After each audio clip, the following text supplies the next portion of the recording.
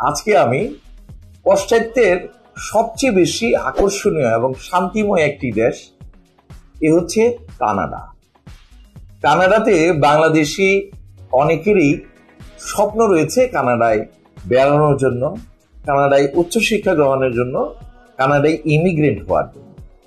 আসলে কানাডা পুরো দেশটাই হচ্ছে এরকম যে বিভিন্ন দেশের মানুষ এসে কানাডায় বসবাস করে তারা তাদের ভাগ্য অন্বেষণে বর্তমানে কানাডিয়ান হয়ে গেছেন।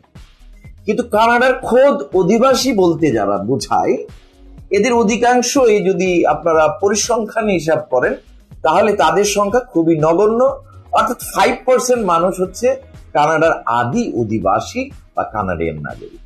তার মানে 95% মানুষ হচ্ছে বৈদেশিক মানুষ, কানাডাতে এসে তারা বসবাস করেছে, পরবর্তী সময় তারা কানাডিয়ান নাগরিকে পরিণত হয়েছে। সারা বিশ্বের বিভিন্ন মানুষ ভাগ্য অন্বেষণে উচ্চতর জীবনযাত্রার লক্ষ্যে কানাডাতে পাড়ি জমাচ্ছে। আমাদের বাংলাদেশ থেকেও প্রচুর পরিমাণে মানুষ কানাডায় গমন করেছে এবং তারা কানাডাতে কেউ উচ্চশিক্ষায় গিয়েছে, কেউ ওয়ার্ক পারমিট স্কিল মাইগ্রেশনে গিয়েছে, কেউ ইনভেস্টর ভিসায় গিয়েছে, কেউ ভিজিট ভিসায় গিয়ে কানাডাতে থেকে গিয়েছে আর ফিরে আসে নাই। পরবর্তী সময় বিভিন্ন রকম পদ্ধতি গ্রহণ করে